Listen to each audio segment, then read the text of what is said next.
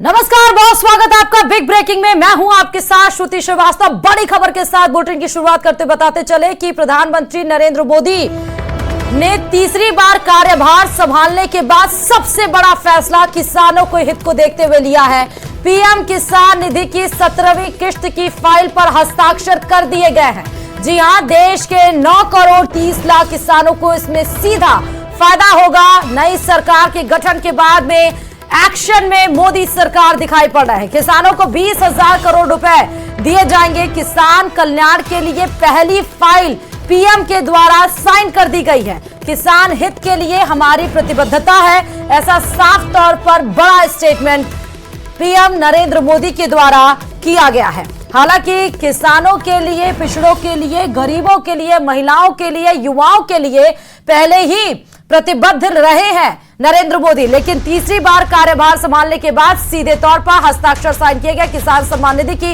ये 3 तस्वीरें आप देखिए मोदी सरकार की, जब 2014 में पहले कार्यकाल था, जब कार्यभार संभाला था, और सीधे आकर बड़ी तरफ रुख करते हुए सीधे हम आपको वो तस्वीर दिखा रहे हैं प्रधानमंत्री कार्यालय की, जब वो बैठे अपनी कुर्सी पर और उस दायित्व को निभाया। 2019 की बात करें, मोदी कार्यकाल 2 की, जब पदभार ग्रहण करते हुए सीधे, और उसके बाद 2024 की तस्वीरें नतमस्तक करते हुए, सबका अभिवादन स्वीकार करते हुए, उस कुर्सी की जिम्मेदारी पर जैसे ही वो बैठे, उसकी जिम्मेदारी संभालते हुए नरेंद्र मोदी ने सबसे पहला काम किया देश के किसानों के लिए किसान सम्मान निधि, जो 2018 में केंद्र सरकार के तरफ से ही लागू की गई थी, जहां 6,000 रुपए हर साल किसानों के खाते में डायरेक्ट आते हैं, बिना किसी इंटरमीडिएट यानी कि बिना किसी प्रॉक्सी, बिना किसी बिचौलिए के, सीधे डायरेक्ट खाते में किसानों के गिरते हैं 6,000 रुपए।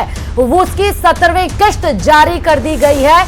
20,000 करोड़ रुपए बताया जा रहा है, जिससे सीधा लाभ किसानों को होगा, जिसमें किसानों की संख्या 9 करोड़ से ज्यादा बताई जा रही है।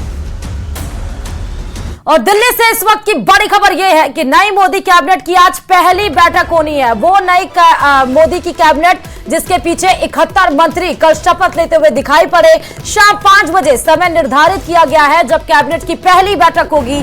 कैबिनेट बैठक में सभी नए मंत्री शामिल होंगे, यानी सहयोगियों के तमाम मंत्री, वो 30 कैबिनेट मंत्री जिन्होंने कल पदभार ग्रहण किया, वो 36 राज्य मंत्री जिन्होंने कल पदभार शपथ ली, और वो 5 इंडिपेंडेंट मिनिस्टर्स यानी कि स्वतंत्र प्रभार मंत्री, कुल मिलाकर मोदी जी को 72 लोग आज वो शाम 5 बजे जो कैबिनेट की बैठक होगी उसमें मौजूद रहेंगे।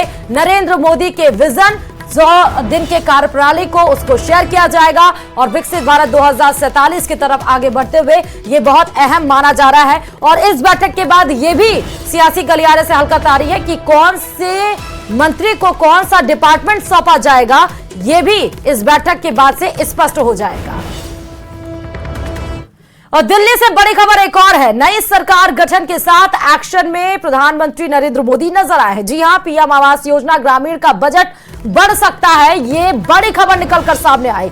2 करोड़ नए घरों को हरी झंडी दिखाई जा सकती है। तो पीएम आवास योजना ग्रामीणों का बजट इसमें बढ़ाया जा सकता है, यानी कि पीएम आवास योजना जिसमें तमाम वो गरीब परिवारों को इस पीएम आवास योजना की तरफ से घर मिले, छत मिली, उसके बजट को और बढ़ाया जा सकता है। 2 करोड़ नए घरों को इसमें शामिल किया जा सकता है। तो वो कुर्सी पर बैठते ही वो जो विजन है कि गरीबों को, पिछड़ों को, किसानों को, महिलाओं को, युवाओं को देश में आगे और बढ़ाना है, उनको और मजबूत करना है, जिस वजह से देश के पिलर मजबूत हो सके, उस पर बड़े पे बड़े फैसले एक निकल कर सामने आ रहे हैं। पहला बड़ा फैसला प्रधानमंत्री ने पदभार ग्रहण करने के बाद लिया, किसान सम्मान निधि की 17वीं किश्त पर हस्ताक्षर किया, और वहीं पीएम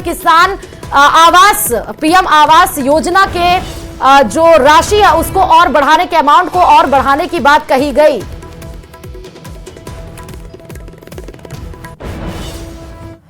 और मोदी कैबिनेट में प्रदेश के 4 मंत्री को जगह मिली है। पिछली मोदी सरकार में राजस्थान से केवल 1 कैबिनेट मिनिस्टर था। इस बार कम सांसद होने के बावजूद भी 2 कैबिनेट मिनिस्टर, 1 स्वतंत्र प्रभार, 1 राज्य मंत्री का प्रभार मिला है। देखिए रिपोर्ट।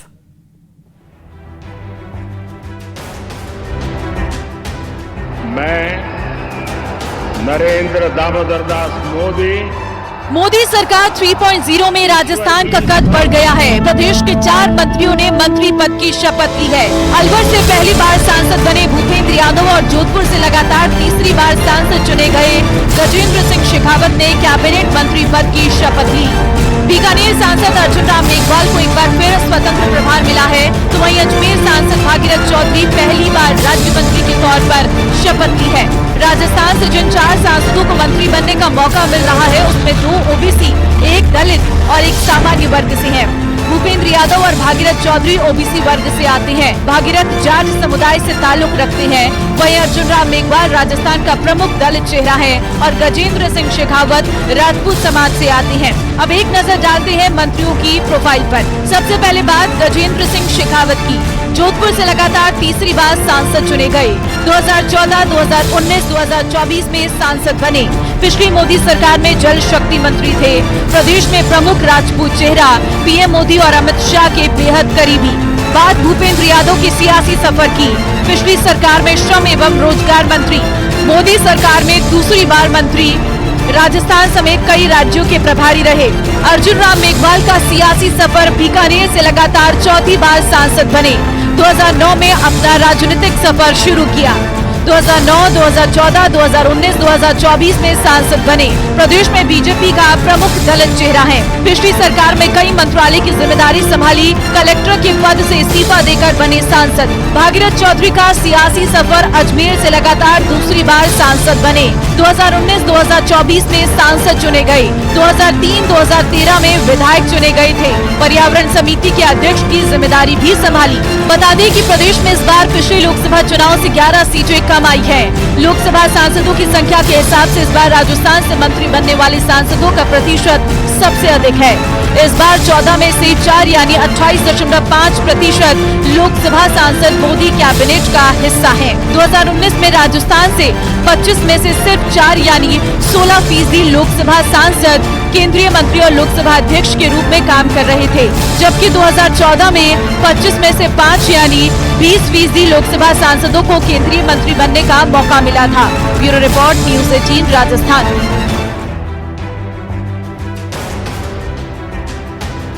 मैं नरेंद्र दामोदर दास मोदी ईश्वर की शपथ लेता हूं। और इधर मोदी कैबिनेट के शपथ के बाद राजस्थान के मंत्री जवाहर सिंह बेडम ने कहा कि डबल इंजन की सरकार में अब विकास रफ्तार पकड़ेगा। राजस्थान को मोदी कैबिनेट में उचित प्रतिनिधित्व मिला है। सुनिए जरा। भारत के प्रधानमंत्री के रूप में माननीय नरेंद्र मोदी जी ने तीसरी बार शपथ ली है। मेरी ओर से, मेरे क्षेत्र की जनता की ओर से, राजस्थान की जनता की ओर से उनको ढेर सारी शुभकामनाएं। डबल इंजन की सरकार बनी है।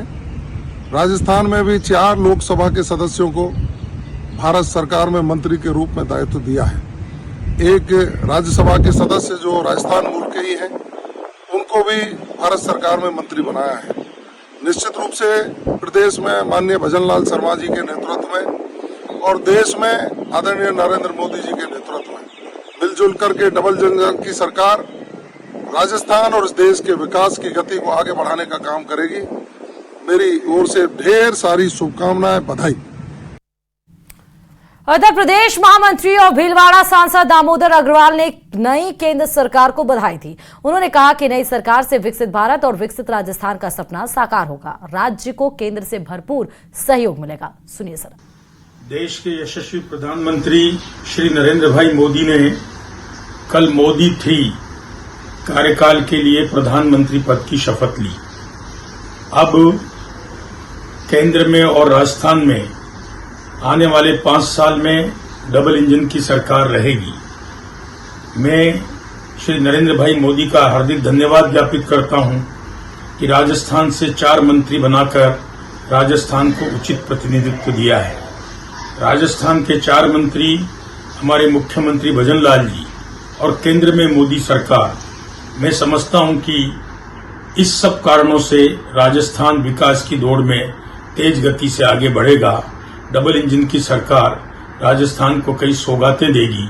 मैं इस अवसर पर सभी भारतीयों का, सभी राजस्थानियों का हार्दिक धन्यवाद देता हूं, बधाई ज्ञापित करता हूं कि उनके समर्थन से आज केंद्र में पुनः नरेंद्र भाई मोदी के नेतृत्व में 62 वर्ष बाद ऐसा कोई प्रधानमंत्री बना है जिसे तीसरी बार प्रधानमंत्री बनने का अवसर प्राप्त हुआ है।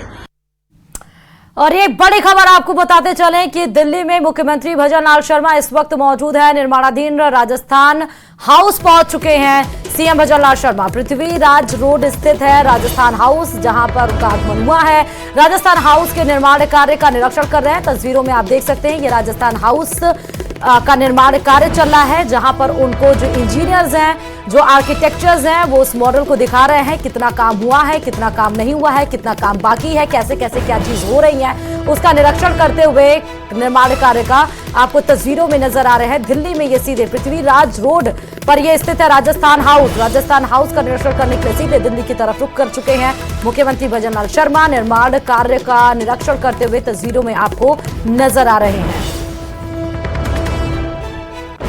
और न सिर्फ राजस्थान हाउस का निरीक्षण करने के लिए बल्कि दिल्ली में ही मौजूद मुख्यमंत्री भजनलाल शर्मा अमित शाह के आवास पर भी पहुंचे हैं, उनसे मुलाकात भी की है। ये तस्वीरें दोनों की आ चुकी हैं सामने। एक्सक्लूसिव तस्वीरें इस समय हम आपको दिखा रहे हैं, जहां मुख्यमंत्री भजनलाल शर्मा ने अमित शाह से मुलाकात की थी। थोड़ी देर में राजनाथ सिंह से भी मुलाकात करेंगे। तो न सिर्फ गृह मंत्री अमित शाह से मुलाकात की है बल्कि थोड़ी देर में राजनाथ सिंह से भी मुलाकात करेंगे। शपथ ग्रहण से पहले भी दिल्ली आए हुए थे, जहां पर मुख्यमंत्री और उप मुख्यमंत्रियों को बुलाया गया था उस संसद के हॉल में, जहां पर संसदीय दल की बैठक होनी थी, जहां पर नरेंद्र मोदी को संसदीय दल का नेता चुना जाना था। वहां पर भी नजर आए थे मुख्यमंत्री भजनलाल शर्मा। और उसके बाद आज फिर दिल्ली की तरफ रुख करते हुए राजस्थान हाउस के निर्माण कार्य का जहां निरीक्षण एक तरफ कर रहे थे, तो वहीं वो अमित शाह के आवास पर भी पहुंचे, उनसे मुलाकात की। ये तस्वीर दोनों के बीच के अभिवादन की आपको दिखा रहे हैं। और उसके बाद कार्यक्रम इनका राजनाथ सिंह से भी मुलाकात करने का है। बता दें कि कल ही अमित शाह और राजनाथ जो कि गुजरात के गांधीनगर से इस बार जीत दर्ज करके आए, दूसरी बार लगातार वो गांधीनगर से जीत दर्ज किए हैं। कल मंत्री पद की शपथ ली। वहीं राजनाथ सिंह लगातार उत्तर प्रदेश के राजधानी लखनऊ से जीत दर्ज करके एक बार फिर से मंत्री पद की शपथ लेते हुए कल तस्वीर में नजर आए थे। और इधर उत्तर प्रदेश के मुख्यमंत्री योगी आदित्यनाथ ने आज दिल्ली में अमित शाह से उनके ही आवास पर मुलाकात की और मोदी कैबिनेट में फिर से शामिल होने की बधाई दी है। योगी आदित्यनाथ ने अमित शाह के साथ ही नितिन गडकरी से भी मुलाकात की है। तस्वीरें हम आपको फिलहाल अमित शाह से मुलाकात की दिखा रहे हैं और अब तस्वीरें मुख्यमंत्री योगी आदित्यनाथ की नितिन गडकरी से मुलाकात की। उसके बाद न सिर्फ नितिन गडकरी बल्कि सरकार के गठन के बाद योगी आदित्यनाथ सीधे राजनाथ सिंह से भी मिलने के लिए गए हैं। तो शामिल नए मंत्रियों से लगातार मुलाकात हो रही है। जैसे कि अब उत्तर प्रदेश के मुख्यमंत्री मिलकर उनको बधाई दी, तो वहीं पर मुख्यमंत्री भजनलाल शर्मा ने भी आज मुलाकात की अमित शाह से और उसके बाद वो राजनाथ से मुलाकात करने के लिए जाएंगे। फिलहाल तीनों मंत्रियों से मिलते हुए ये तस्वीरें टीवी स्क्रीन पर आपके जब भी मौजूदा अभी जो तस्वीर दिख रही है वो उत्तर प्रदेश की राजधानी लखनऊ से जीत कर आए हैं राजनाथ। उनसे मुलाकात की तस्वीर पहली, फिर दूसरी तस्वीर भी आपको नितिन गडकरी, फिलहाल ये तस्वीरें नितिन गडकरी की हैं। दूसरी तस्वीर जहां पर आपको नजर आ रहा है जहां की मुंबई साउथ से जीतते हुए नजर आए हैं। और उसके बाद आपको अमित शाह दिखाई दे रहा है। मोदी कैबिनेट के दूसरे कार्यकाल में गृह मंत्री के तौर पर अपनी जिम्मेदारी निभाई, तीसरे कार्यकाल में मंत्री के पद पर शपथ ली। अब देखना है कि कौन सा मंत्रालय इनको अलॉट होता है। फिलहाल गुजरात के गांधीनगर से जीत दर्ज करके एक बार फिर से सांसद की तरफ आगे बढ़े हैं। उनसे मुलाकात करते हुए उत्तर प्रदेश के मुख्यमंत्री योगी आदित्यनाथ नजर आ रहे हैं।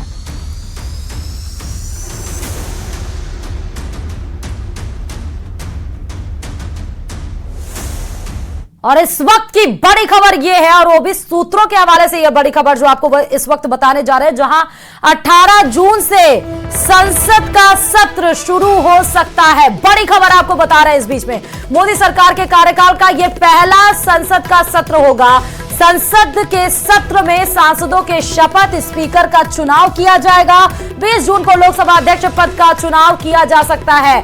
लोकसभा अध्यक्ष कौन होगा, यह सबसे बड़ा सवाल है, क्योंकि यही वो पद है जो टीडीपी की तरफ से मांगा जा रहा था, चंद्रबाबू नायडू की तरफ से। लेकिन लोकसभा अध्यक्ष पद का चुनाव किया जा सकता है। आपको बता दें ये 20 जून का समय निर्धारित फिलहाल किया गया है। 21 जून को राष्ट्रपति का दोनों सदनों में अभिभाषण होगा। उसके बाद सत्र की शुरुआत होगी नरेंद्र मोदी के नेतृत्व में। आपको बड़ी खबर इस वक्त की बता रहे हैं, जो कि सूत्रों के हवाले से बड़ी खबर है। मोदी सरकार के कार्यकाल का यह पहला सत्र शुरू किया जाएगा, जिसका जो समय है जो तारीख है वो 18 जून बताई जा रही है। उसमें मोदी सरकार के कार्यकाल का ये पहला सत्र होगा, तीसरे कार्यकाल का, मतलब जो थर्ड टर्म है मोदी का, उसमें सत्र में सांसदों के शपथ का कार्यक्रम होगा, स्पीकर का चुनाव होगा। 20 जून को बताया जा रहा है कि लोकसभा अध्यक्ष के पद का चुनाव हो सकता है। फिर 21 जून को राष्ट्रपति के सामने दोनों सदनों में अभिभाषण होगा।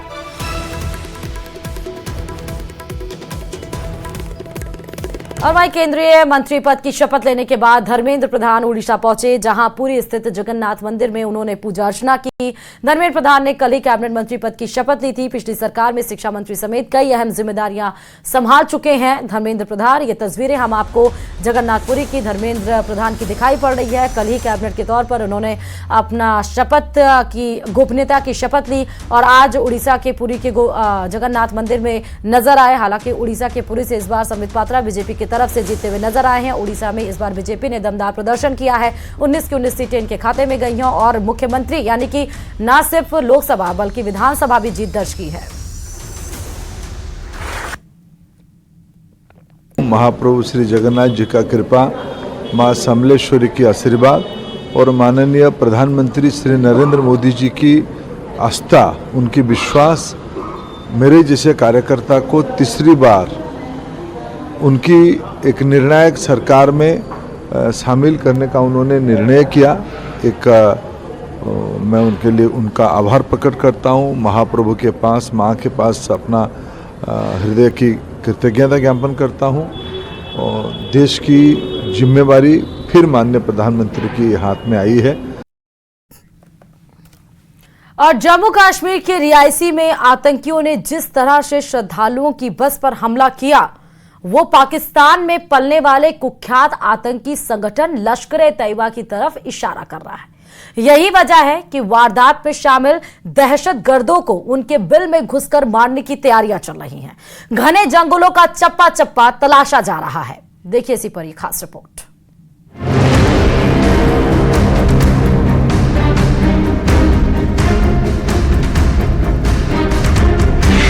जंगलों के बीच सबसे बड़ा तलाशी अभियान।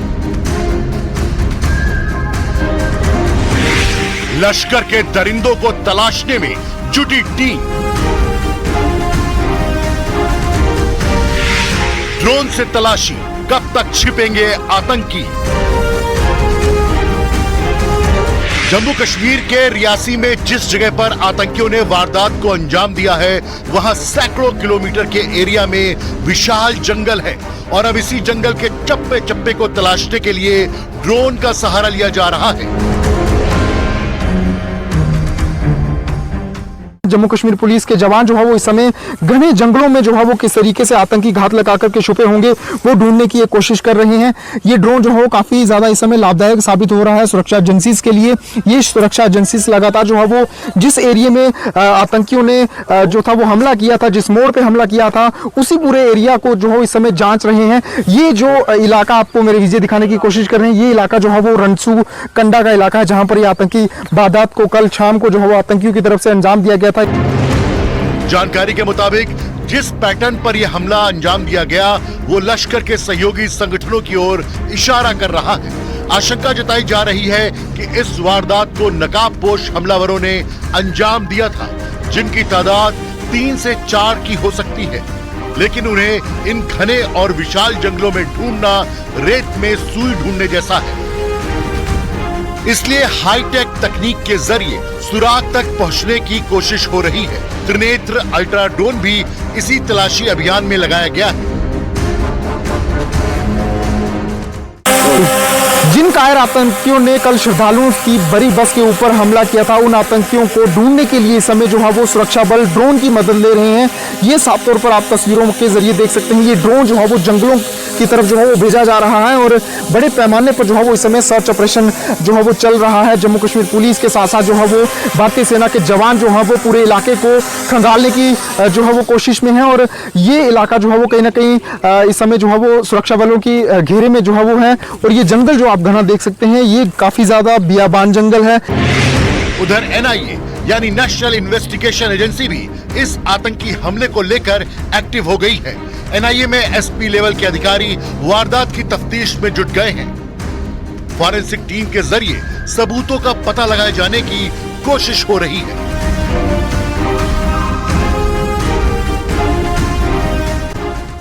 मुंबई एयरपोर्ट पर बड़ा हादसा होने से बच गया है। एयरपोर्ट पर एक ही रनवे पर एक ही समय पर 2 विमान आ गए। इस दौरान सैकड़ों यात्रियों की जान पर बना। यह तस्वीर आप देखिए, एक ही रनवे है और 2 आपको विमान नजर आ रहे हैं। इस घटना का वीडियो भी सामने आया है। इसमें रनवे पर एक विमान उतर रहा है, वहीं उसके आगे दूसरा विमान उड़ान भरता दिख रहा है। दोनों विमानों का इस तरह टेक ऑफ और लैंडिंग करना बेहद खतरनाक है। मुंबई एयरपोर्ट के रनवे पर एयर इंडिया और इंडिगो के विमान एक दूसरे के बेहद करीब आ गए थे। वीडियो में दिख रहा है कि एक विमान रनवे पर लैंडिंग कर रहा है, तो वहीं उसके आगे जो दूसरा विमान उड़ान भर रहा है। पीछे इंडिगो की फ्लाइट लैंड कर रही है। हालांकि इंडिगो की फ्लाइट जब तक एयर इंडिया के विमान के करीब जाती, वह उड़ान भर चुकी होती है। तो ये डराने वाली एक ही रनवे पर आप देख सकते हैं एयर इंडिया और इंडिगो की फ्लाइट। एक फ्लाइट लैंड कर रही है, उड़ान भरकर वो नीचे आ रही है, दूसरी विमान उड़ान भरने की तैयारी में है। गनीमत ये रही कि जैसे ही दूसरी फ्लाइट इंडिगो की जो पीछे लैंड कर रही है, तब तक वो जो एयर इंडिया की फ्लाइट थी वो टेक ऑफ हो जाती है। तो विमान के हादसे से पहले की यह तस्वीर बेहद ही तरीके से अब वायरल हो रही है। 10 सेकंड की देरी बताई जा रही है। और राजसमंद से भी ये खबर, राजसमंद के देलवाड़ा से बड़ी खबर सामने निकल कर आई, जहां गोड़वा गांव में एक और पैंथर पिंजरे में कैद हो गया। पिंजरे में कैद ये पैंथर की तस्वीर आपके सामने है। मौके पर ग्रामीणों की भीड़ लग गई। वन विभाग गोड़वा के अब तक 3 पैंथर पकड़े जा चुके हैं। कुछ दिन पहले भी 2 साल के मासूम का इस पैंथर ने शिकार किया था। पैंथर के मूवमेंट से लगातार किसानों में यानी कि गांव में हड़कंप मचा हुआ है। गोड़वा गांव के आसपास ये 5 से 6 पैंथर बताए जा रहे हैं, जिनके मूवमेंट देखे गए हैं। फिलहाल पैंथर को पिंजरे में कैद कर लिया गया। इन्हीं तमाम खबरों के साथ इस बुलेटिन में फिलहाल इतना ही। 1 बजे हमारा खास कार्यक्रम मार्को राजस्थान जरूर देखिए। नमस्कार।